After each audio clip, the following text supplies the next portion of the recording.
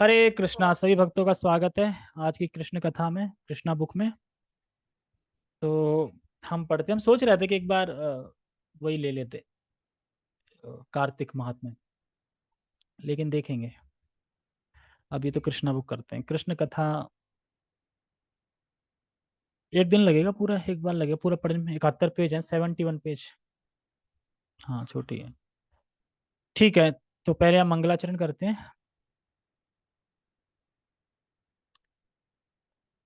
ओम अज्ञानतिमिरान्धस्य ज्ञानञ्जनशलाकया चक्षुरुन्मीलितं येन तस्मै श्रीगुरुवे नमः।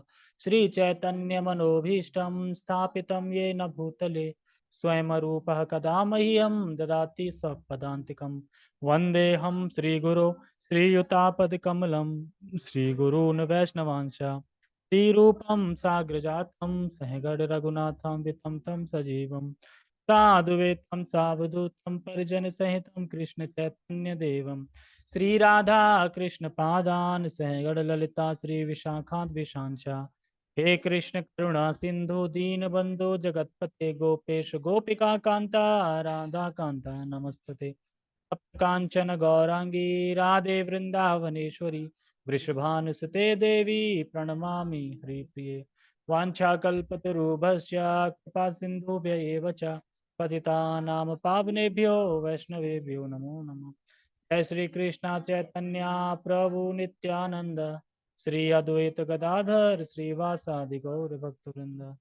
हरे कृष्णा कृष्णा कृष्णा हरे हरे, हरे राम राम राम हरे हरे। रामाय रामभद्राय रामचंद्राय वेदसे रघुनाथाय नाथाय सीताय पते नमः। नमो विष्णुपादाय कृष्णपृष्ठाय भूतले श्रीमते भक्तिवेदांत स्वामिनि इति नामने। नमस्ते सारस्वते देवे गौरवाणी प्रचारिणे निर्विशेष शून्यवादी पश्चात देश तारिणे।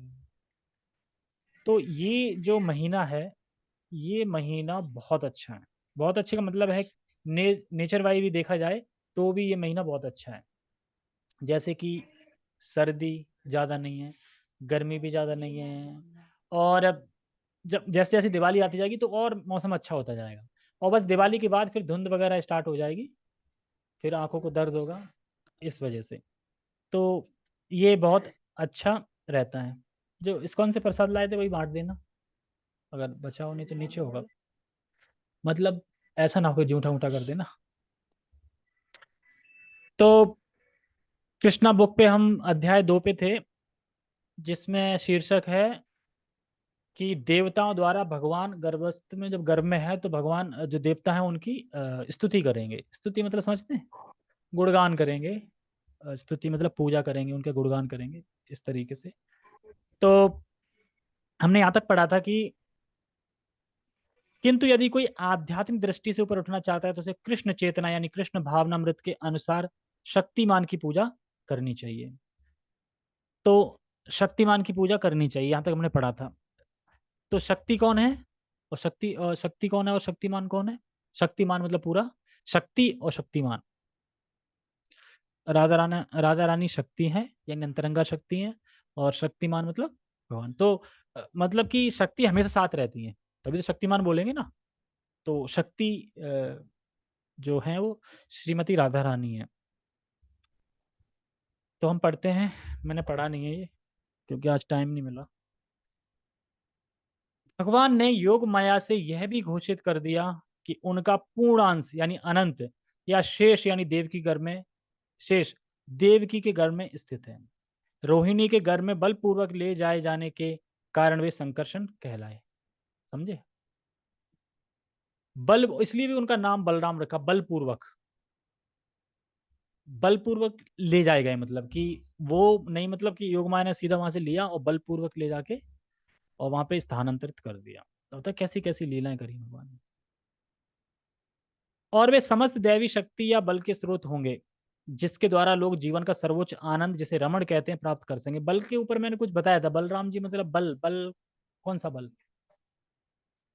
हाँ, मतलब कि बल से तो हाथ की ताकत से तो ठीक ही था, लेकिन ये बल कब आ पाता है? जब बलराम जी की कृपा होगी। नहीं तो घर पे रखी रहेगी, धूल चढ़ती रहेगी, या फिर किसी कपड़े में, लाल कपड़े में बांध के रखी रहेगी, वो बंधी रहेगी, भले ही अंदर से पूरी मतलब कि कैसी भी रह जाए, लेकिन मतलब वो पड़ी रहेगी। तो जो बल आता है बलराम जी से, तब हम जाके उसे खोल के तब पढ़ पाते हैं। पढ़ पाते हैं मतलब कि ला पाते हैं ऐसे पढ़ने के लिए, नहीं तो खुलती नहीं है किताब। तो स्रोत होंगे, और बल मतलब बलवान भी हैं, और उनके पास हल है, यानी सब चीज़ का हल है उनके पास। तो बलराम रिप्रेजेंट करते हैं गुरु को, तो गुरु के पास सब चीज़ का हल होता है। भले ही हमें दिखाई ना दे दृष्टि से, लेकिन गुरु के पास सब चीज़ का हल होता है। अगर हम किसी भी विपरीत परिस्थिति में हैं, या टेंशन में हैं, या प्रॉब्लम में हैं, तो अगर हम जाएँगे गुरु के पास, तो वो बता देंगे रास्ता कि कैसे क्या करना चाहिए। हर सॉल्यूशन का मतलब, हर प्रॉब्लम का सॉल्यूशन गुरु के पास होता है, आध्यात्मिक गुरु के पास।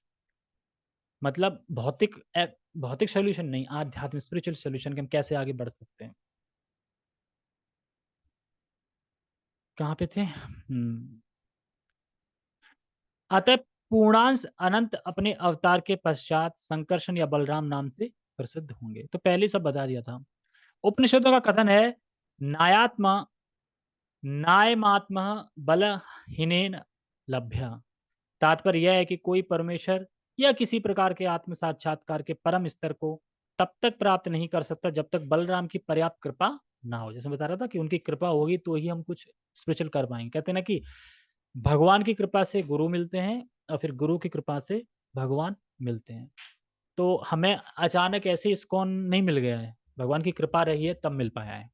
हो सकता है खूब कि पुण्य वाले काम किए, मंदिर वंदिर तो जाते ही रहते थे, कालका जी जाते थे, और वैष्णो देवी के तो खूब लगाए हैं चक्कर, है ना।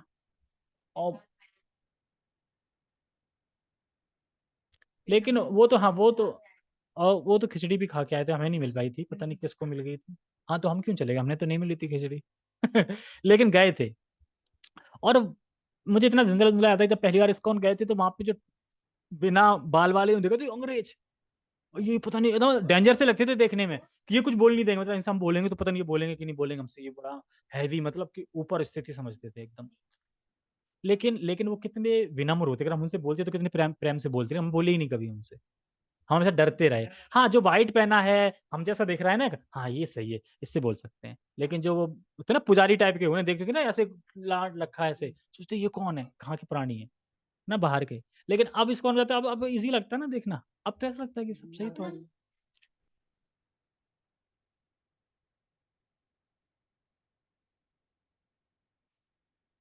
अभी भ्रांत भ्रांत वो फैली रहेगी, क्योंकि भगवान कहते हैं ना कि जो चीटिंग चाहते हैं जो चीटिंग चाहते हैं उन्हें चीटर ही मिलते हैं। तो अगर वो भ्रांत मतलब बना रहने चाहते हैं ना, तो भ्रांत ही बने रहेंगे, भगवान भी कहेंगे तुम भ्रांति रहो, तुम समझ ही नहीं पाओगे। अरे आके देखो कि उपासना किसकी हो, राधा कृष्ण विदेश के हैं क्या? यहाँ 5,000 साल पहले लीलाएं करी हैं तो अपने यहाँ के, तो विदेश वाले अपनी राधा कृष्ण का क्यों उपासना करें? हम्म? राजी जैसे कोई नेता वेता कोई फॉलो वैसे होंगे। अरे भाई तो उसने बोला, और भी तो लोगों ने बोला, उनका तो सुना। हाँ राजी दीक्षित ने बोल भड़का दिया है वो, मतलब कि कॉलगेट पैसा नहीं भेजता था। कैसे पैसा भेज रहा है? जो मायापुर में टेम्पल बन रहा है, आप नेट पे सर्च कर लो पूरा, देख लो, चाइना से पैसा आया, 30% कहाँ से आया, भारत में आ रहा है। तो फिर, और इतनी सारी खिचड़ी बट रही है, कोरोना में 1 करोड़ की कितनी प्लेट बांटी है, पूरा हिसाब है सरकार के पास। और आप पैसा बाहर विदेश दिखा दिखा दो, आप भेज के दिखा दो, आपको हाल इनकम टैक्स आके पकड़ लेगी, पता भी नहीं चलेगा कब पकड़ गए। तो फिर, तो अगर इस्कॉन बाहर पैसा भेजता तो पकड़ नहीं जाता? रोज विजिट होती है, हर साल विजिट होती है, पूरा सरकार की तरफ से विजिट होती है, पूरा अकाउंट बिल्कुल सब कुछ दिखाना पड़ता है, कहाँ कितना खर्चा है। अगर विदेश पैसा भेजेंगे तो पता नहीं चलेगा कि तुम विदेश क्यों भेज रहे हो। एक मंदिर दूसरे मंदिर को नहीं भेज सकता, विदेश तो छोड़ो। यहाँ तक कि वहाँ के ब्रह्मचारी बता रहे थे, प्रभु जी बता रहे थे, कि अगर आपको कुछ वहां से लेना भी है ना, जैसे कि वो पता नहीं क्या छोटी चीज बता रहे थे, कुछ लेना था, उसके लिए भी 3 जगह बिल पास कराना पड़ता है, तब तुम वो छोटी चीज ले पास मतलब ले सकते हो। ऐसा इतना आसान नहीं कि कोई भी चीज़ कौन से ले लो, उसके लिए भी बहुत घूमना पड़ेगा, यहाँ बिल दो, यहाँ उससे साइन कराओ, यहाँ अच्छा क्या ले रहे हो, चाहिए ले रहे हो, इस तरीके से ऐसे ही नहीं मिल जाती कोई चीज़। तो पूरा प्रॉपरली है। लेकिन वही है कि उन्होंने बोल दिया उस टाइम पे, उन्हें नहीं पता, उनने भी किसी सुन लिया था ना, ऐसे थोड़ी को उन्होंने तो सुन के ऐसे ही बोल दिया। और तो छोड़ो, उन्हें ये दिखा दो ना कि जो जी न्यूज़ वाले नहीं है, जी न्यूज वालों ने इंटरव्यू लिया था मुगलिया जी का, और उसमें यही बातें सब बोली गई थी कि या क्या विदेश भेजते, तो उन्हें बिल्कुल क्लियर समझाया। जी न्यूज वाले को, जी न्यूज कितना बड़ा है उस लेवल पे, उनको समझाया, तो वो कह रहा है कि आप बताओ कि ये सब है तो कैसे, मतलब क्या आप लोग अंग्रेज हो क्या हो, मतलब सारे जो डाउट्स होते हैं ना सामान्य आदमियों के, वो सब डिटेल है। और सबसे ज्यादा हेल्प कौन कर रहा है? रातों रात कोरोना का हॉस्पिटल बनवा दिया, बेड, पूरा ऑक्सीजन के सिलेंडर वगैरह सब, किसके लिए? जनता के लिए, हेल्प करने के लिए। तो ये चीज देखनी चाहिए, पर यही नहीं कहते ना, नेगेटिव ज्यादा चीज दिखती है, मतलब नेगेटिव मतलब है नहीं, पर किसी ने बोल दी तो हमने मान ली कुछ और। प्रधानमंत्री प्रशंसा कर रहे हैं, बताओ, मोदी, वो लगा भी है बोर्ड, उसकी फोटो खींच के दिखा दो लो, कि कोरोना के लिए हॉस्पिटल नहीं बनवाया था, मतलब जो बेड वगैरह, मतलब पूरा सिस्टम सेटअप किया था एकदम, और क्या। हम्म।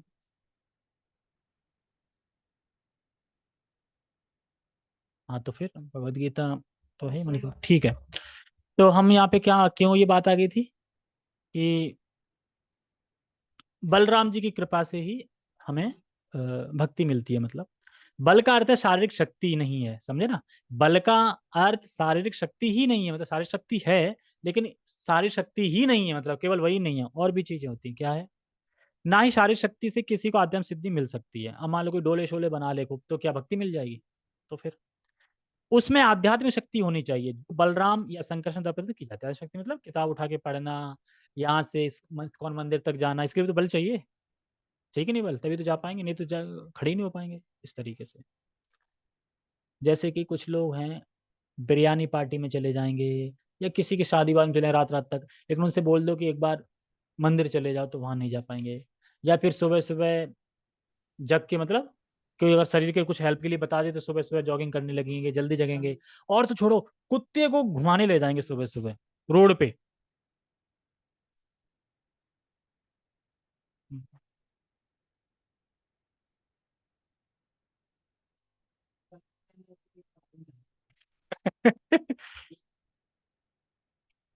हाँ वही है कि अब पुण्य नहीं है ना, नहीं आ सकते ना, चक्कर ये है। लेकिन वही, उसे अगर प्रसाद खिलाते रहोगे ना तो आ जाएगा एक दिन। प्रसाद से हृदय बहुत जल्दी चेंज होता है ना, ये तो लग रहा है। रहने दो, बीमार बीमार हो जाएंगे लोग। ठीक है। तो आधार शक्ति होनी चाहिए जो बलराम संकर्षण द्वारा प्रदत्त की जाती है। देखो, अनंत या शेष उस शक्ति का स्रोत है जो समस्त लोगों को उनकी विविध शक्तियों में धारण किए रहती है। भौतिक रूप से धारण करने की यह शक्ति गुरुत्वाकर्षण कहलाती है। तो कहते हैं ना कि कोई चीज कैसे टिकी हुई है। ये पृथ्वी देखो कण कण से बनी है, अब कण कण आपस में टिका कैसे है? तो ये शक्ति है ना, बलराम जी ने जोड़ के रखा है ना। मान लो कि हमने कोई मिट्टी लिए, मतलब मिट्टी या पत्थर लिए, तो कोई तो जोड़ लेते हैं हम। तो चिपकना जो होता है ना, जोड़ना, क्योंकि एक जो कंकड़ होता है वो बिल्कुल कितना, जैसे कि हम आटा जो पीसते हैं ना, तो गेहूं पीसते हैं जो आटा बन जाता है, इतना बारीक मान लो कण है। तो अब वो पूरे जुड़े कैसे हैं? कि पृथ्वी तो पूरी धूल धक्कड़ एकदम ध्वस्त हो जाती है धूल की तरह, लेकिन जुड़ी हुई है, तो वो गुरुत्वाकर्षण ये भी भगवान से ही है, ये समझाना चाह रहे हैं। किंतु वास्तव में यह संकर्षण शक्ति का ही प्रदर्शन है, बोल रहे हैं ना। बलराम या संकर्षण आध्यात्मिक शक्ति या आदि गुरु हैं। आदि गुरु मतलब प्रथम गुरु, मतलब आदि गुरु मतलब कि शुरुआत से गुरु, वही। अतः भगवान नित्यानंद प्रभु जो बलराम के अवतार भी हैं, आदि गुरु, और गुरु गुरु भगवान बलराम का प्रतिनिधि होता है। तो गुरु जो बलराम जी हैं वो भगवान के प्रतिनिधि होते हैं। जो गुरु होते हैं प्रतिनिधि होते हैं ना भगवान के, या गुरु स्वयं ही भगवान होते हैं। बहुत से तो बोलते हैं हम ही भगवान हैं। आज ही उसमें हम बुक पढ़ रहे थे, उसमें लिखा था, अगर कोई ये बोल रहा है कि हम ही भगवान हैं, तो कैसे हमको करना चाहिए कि हाँ ये भगवान है कि नहीं? कैसे पता करना चाहिए? क्या? नहीं नहीं, गुरु की बात नहीं चल रही। कोई गुरु ये कह रहा है मैं भगवान हूं। हम्म। क्या? ये तो लीला है ना, ऐसे तो वो बोलेंगे राम भी आए थे, वो तो वन में गए थे, यहाँ गए थे, सब गए थे। लेकिन लीलाओं में तो बूढ़े हो रहे थे ना, वो तो वैसे बूढ़े नहीं होते, नित्य उसमें बूढ़े नहीं होते। लीलाओं में तो हुए ना, कि लीला में मान लो 10 साल के थे, 15 के हुए, 25 के बढ़ रहे हैं ना उसमें तो। हाँ मतलब कि, मतलब देखने में जवानी लग रहे थे पर वैसे बड़े थे। मतलब कि जब उनके जो पुत्र जब उनके पुत्र वगैरह थे, तो पुत्रों को देख के लग रहा है कि मेरे पिताजी तो मेरे से भी जवान लग रहे हैं, इस टाइप से। तो कहने का तात्पर्य यह है कि अगर फिर भी बोल रहे हैं तो हमें बस सीधे सादी बात है, शास्त्रों में क्या लिखा है आपके बारे में कि आपका मतलब अवतार होगा, भगवान का अवतार है। और शास्त्रों के हिसाब से कि कर्म कर्म कर रहे हैं आप, मतलब शास्त्र में सारे सिम्टम दिए होते हैं ना भगवान के। हाँ, पैर दिखाओ, चरण चिन्ह है, शंख वंख बने हुए हैं कि नहीं बने हुए हैं, ये सब चीजें। तो मैन मिला के हमें मतलब करना चाहिए शास्त्र से, कि शास्त्र में जैसे कि बौद्ध भगवान जो है, बौद्ध हैं वो भगवान के अवतार हैं, शास्त्र में आता है, वेद व्यास ने बोला है कि हाँ बौद्ध भगवान है, तो हम मानेंगे, स्वीकार करेंगे। उनकी फिलॉसफी को नहीं मानते क्योंकि वो कहते हैं वेदों को ही नहीं मानता। तो वेदों को नहीं मानते, तो अगर हम वेदों को नहीं मानते तो वेदों में ही तो बताया गया ना कि बुद्ध अवतार है, वेदों को ही नहीं मानते, तो नहीं फिर आपको क्यों माने। तो कुछ ऐसा है उसमें। तो उसी तरीके अगर कोई यहाँ पे घोषित कर रहा है मैं भगवान हूँ, तो अब ये तो प्रैक्टिकल चीज हो गई, ठीक है, आप गोवर्धन पर उठा के दिखा दो, ये सब दिखा दो। लेकिन क्या ठीक है, कौन शास्त्र में लिखा है कि आप अवतार लोगे, मतलब लिखा तो होगा ना कहीं पे, तो नहीं लिखा ना, तो फिर कहाँ से हो गए। तो कहने मतलब ये है कि जितने भी बोल रहे हैं गुरु में भगवान हो, कोई नहीं है, वो सब छल कपट वो चल रहा है, और कुछ नहीं चल रहा। कहीं से सिद्धि प्राप्त कर ली और बस उस सिद्धि के बल पे मैं ही भगवान हूँ। कोई कोई सिद्धि मतलब अच्छे उसमें यूज भी कर रहे हैं, जैसे धीरेन्द्र शास्त्री जी हैं, तो सिद्धि का अच्छा उपयोग कर रहे हैं, तो उसी तरीके से, लेकिन सब नहीं कर रहे हैं। कहाँ पे थे, हाँ। अतः भगवान नित्यानंद आदि गुरु बलराम का प्रतिनिधि, ठीक है, जो आध्यात्मिक शक्ति प्रदान करता है। चैतन्य चरितमृत में इसकी पुष्टि की गई है कि गुरु कृष्ण की कृपा का प्राकृत है। समझ में आ गया, गुरु की किसकी कृपा से प्राकृत है, कृष्ण की प्राकृत से। जब भगवान ने योग माया को इस आदेश दिया तो उसने उनकी प्रदक्षिणा की और तब उनकी आज्ञा अनुसार वह इस भौतिक जगत में प्रकट हुई। जब भगवान की परम शक्ति योग माया ने शेष को देवकी के गर्भ से रोहिणी के गर्भ में स्थानांतरित किया तो वे दोनों ही योग माया के वश में थी। रोहिणी कौन है, बलराम जी की। अरे ये तो ठीक है, हाँ वसुदेव की पत्नी है, तभी तो। ऐसे थोड़ी कि किसी और का गर्भ किसी और में कर देंगे, नहीं। क्या कृष्ण बता दिया, योग माया बताई थी कि उनके इतने इतने नाम होंगे, नव दुर्गा का नाम बताया था, वही तो चल रहा था पिछले हफ्ते। नहीं मैंने नहीं पढ़ा शायद, ठीक है। तो कहाँ पे थे, हाँ, रोहिणी गर्भ में स्थानांतरित किया तो वे दोनों ही योग माया के वश में थी।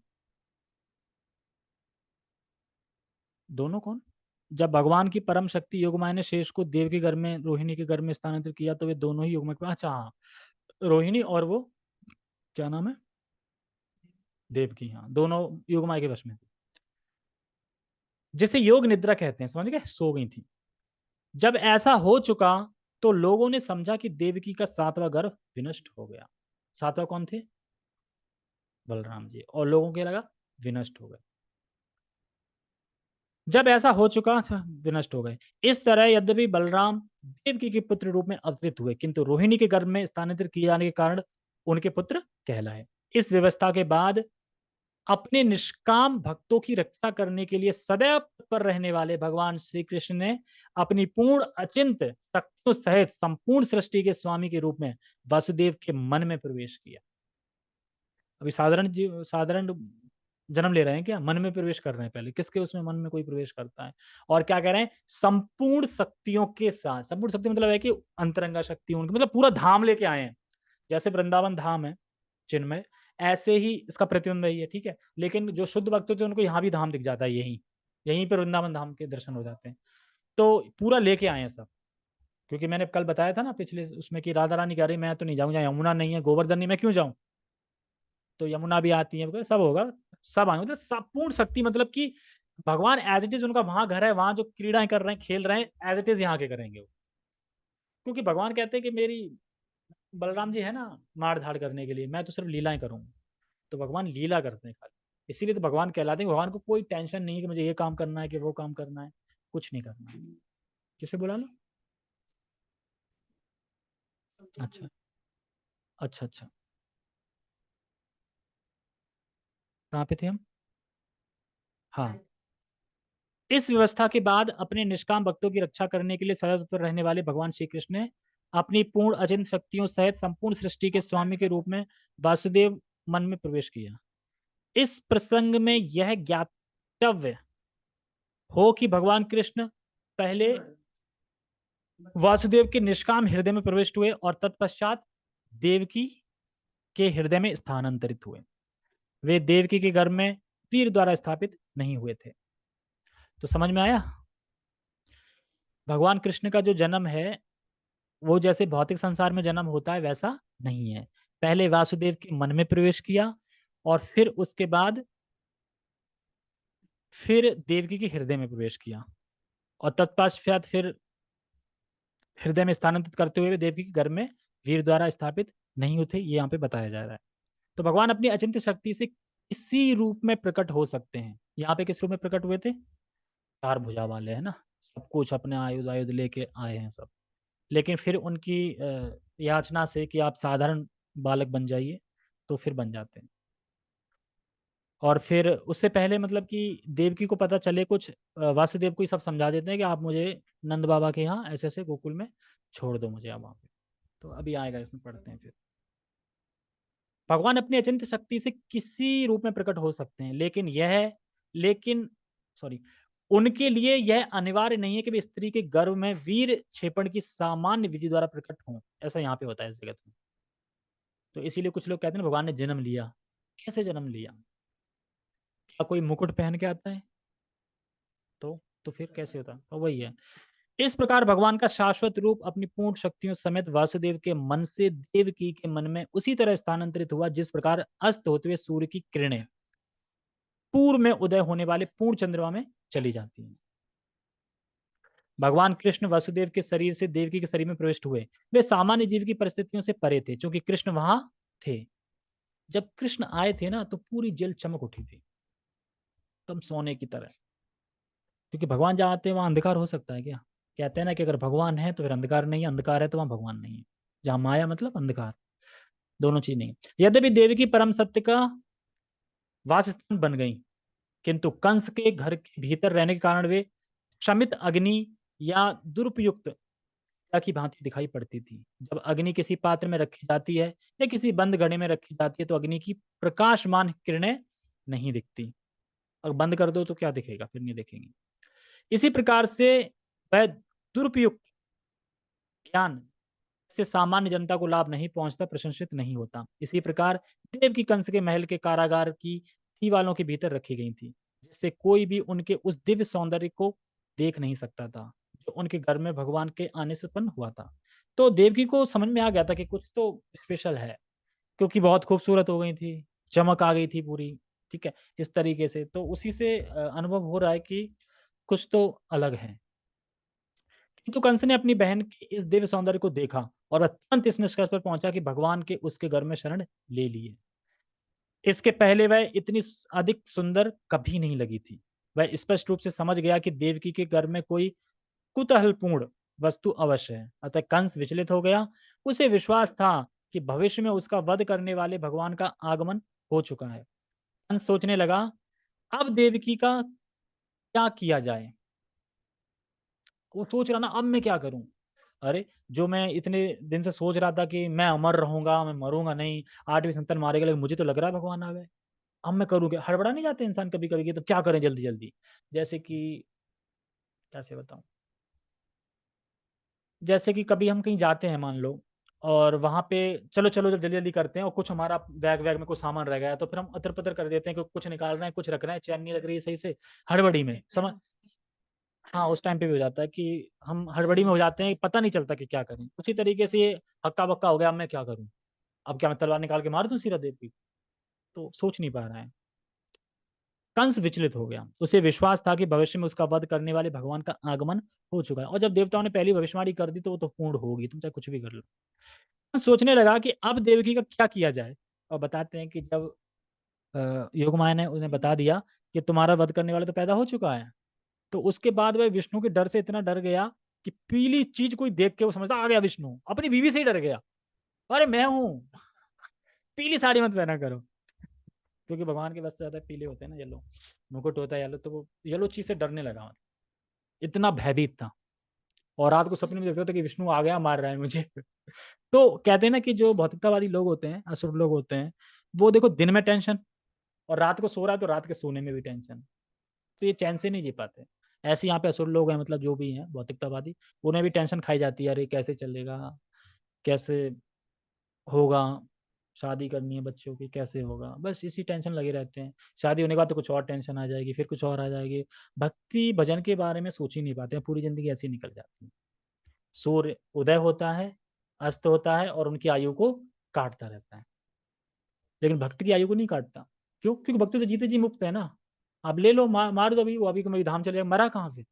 मान लो एज इट इज आपने बस आंख बंद करी, आप यहाँ कर रहे थे भगवान की सेवा, आप वहां करने लगे सेवा, तो मृत्यु कहाँ हुई फिर? लेकिन उनकी मृत्यु को उन्हें तो झेलना पड़ेगा, नरक वर्क जाना पड़ेगा, बहुत सारी चीजें। कहाँ पे थे हम? हाँ, कंस विचित हो गया। उसे विश्वास था कि भविष्य में उसका वध करने वाला आगमन हो चुका है, ठीक है। कंस सोचने लगा, अब देखिए क्या किया जाए। उसके घर में निश्चित रूप से विष्णु या कृष्ण है, अतः यह निश्चित है कि कृष्ण देवता का उद्देश्य पूरा करने के लिए आ गया है। देवता का उद्देश्य था ना, देवता ने बोला था। अतः यह निश्चित है कि कृष्ण देवता का उद्देश्य पूरा करने के लिए आ गए हैं। यदि मैं तुरंत देवकी का वध कर भी दूं तो उनका उद्देश्य विफल नहीं हो सकता। वो तो आ गया है। कंस भली भांति जानता था कि विष्णु के उद्देश्य को कोई विफल नहीं कर सकता, इतना तो जानता था, कर नहीं सकता, लेकिन फिर भी कहते हैं ना कि पता है, जैसे कि बहुत से राक्षस असुर ऐसे थे, पता है कि मैं जीत नहीं पाऊं, मेरा वध होगा, फिर भी लड़ेंगे, फिर भी लड़ेंगे, मतलब इस तरीके से। पता है कि मैं भी मारा जाऊंगा इससे, लेकिन फिर पीछे नहीं हटेंगे। अरे भाई तुम्हें पता है मारे जाओगे तो शरण में आ जाओ। जैसे कि विभीषण, विभीषण को पता था कि राम है, इनसे जीत तो सकते नहीं, और फिर वो शुरू से ही राम के भक्त थे, तो शरण में आ गए, तो भगवान ने शरण दी तो राजा बना दिया। और वो रावण अपने अहंकार में था, नहीं। एक बार मंदोदरी थी, मंदोदरी नाम है ना उसकी पत्नी का, मंदोदरी थी, कह रहा पता है आपको, राम आया उन्होंने पुल बना दिया है, क्या तुम में ताकत है पुल बनाने की? अच्छा मंदोदरी तुम क्या समझती हो, मेरे अंदर ताकत नहीं, लाओ पत्थर। लाओ पत्थर लाया और फेंका, और पत्थर क्या हुआ? तैरने लगा। तो कह रही तैरने लगा, वाह, तुम में भी शक्ति है? कि हाँ। तो क्या बोला, कुछ बोला था? तो कह रहा ये नहीं बताऊंगा। कि बता यार, तुम मुझसे क्या है, मैं तो पत्नी हूं ना तुम्हारी। कह रहा बताना मत किसी को। क्या? मैंने बोला कि पत्थर ठहर जा, तुझे राम की कसम। कह रहा अरे यार, तो इस तरीके से होता है। कोई भी बुद्धिमान पुरुष जान सकता है कि भगवान के नियमों का अतिक्रमण नहीं किया जा सकता, मतलब भगवान का जो नियम है, जैसे प्रकृति के नियम बड़ा कठोर होते हैं, कि हमने जन्म लिया तो हमारी मृत्यु होगी ही, सर्दी आएगी ही, गर्मी आएगी ही, बीमारी आएगी ही, कोई नहीं रोक सकता। भगवान के जो नियम हैं, प्रकृति के नियम हैं, वो होके ही रखेंगे। जैसे कि एक बार बहुत से लोग कुछ परेशान होते हैं ना, जब बीमारी दुखी आ जाती है, तो अरे भगवान ने क्या कर दिया ये वो। तो उनसे एक क्वेश्चन करना चाहिए कि तुम जिसकी भी मतलब पूजा करते हो, देवी काली या दुर्गा, जो भी, शिव, ब्रह्मा जी, तो क्या कभी ये मांगा है कि भगवान बहुत दिन हो गए मेरी हड्डी पसली टूटी नहीं है, तोड़ दो? कोई मांगता है? भगवान मुझे ना टाइफाइड हो जाए, नहीं होता, मतलब कोई नहीं मांगता। लेकिन क्या होता नहीं, टाइफाइड एक्सीडेंट भी होते हैं, टाइफाइड भी होता है। यानी दुख मांगो या ना मांगो मिलने हैं। उसी तरह सुख मांगो या ना माने मांगो मिलने हैं। तो फिर काय की टेंशन है कि सुख नहीं मिल रहा है, दुख मिल रहा है? क्योंकि दोनों तो भगवान की कृपा से आने ही है, तुम्हारी किस्मत में जैसे लिखे हैं वैसे। तो उसके लिए हम कुछ भी नहीं कर सकते, इसीलिए फिर टेंशन नहीं लेनी चाहिए, जितना भाग्य में लिखा है उतना मिलेगा ही। बस तुम अपना कर्तव्य करो। पिता हो तो एक पिता का कर्तव्य करो, पुत्र हो तो एक पुत्र का कर्तव्य करो, और जिस भी वर्ण में आते हो, क्षत्रिय वैश्य शूद्र में आते हो, अपने अपने कर्मों के अनुसार अपना कर्तव्य करो। लेकिन ये मत सोचो कि ये क्यों नहीं मिल रहा है, क्योंकि जो भाग्य में लिखा हुआ उतना मिलेगा। देखना अकस्मात किसी की लॉटरी लग जाती है, कि इसका मतलब दिया है पहले, तो लग गई। लेकिन अब उस लक्ष्मी का तुम उपयोग कैसे करोगे? अब खाने पीने में लुटा दोगे, भगवान की सेवा में लगाओगे, थोड़ा मन सेवा में लगाओगे तो करेक्ट, ठीक है, आगे हो जाएगा कुछ अच्छा। लेकिन अब खुद इंद्र तृप्ति में लगा लिया तो तुम्हारा पुण्य था और तुमने यहाँ खत्म कर लिया यहीं पे। अब पुण्य के बाद क्या आता है? पाप। पुण्य से तो पाप करते हैं लोग। पुण्य करा, लक्ष्मी मिली, उस लक्ष्मी को अपनी इंद्र तृप्ति में लगाया, उस इंद्र तृप्ति में हो सकता है कि मांस खाया, दारू पिया, सब करा, और पाप किया, अब पाप से फिर भुगतो नरक जाके, फिर आओ। इसीलिए पाप मत करो, पुण्य मत करो, कृष्ण के लिए कर्म करो। कहाँ पे थे हम? मैं भूल जाता हूँ बार। यदि इस समय देवकी को, हाँ ये तो पढ़ लिया।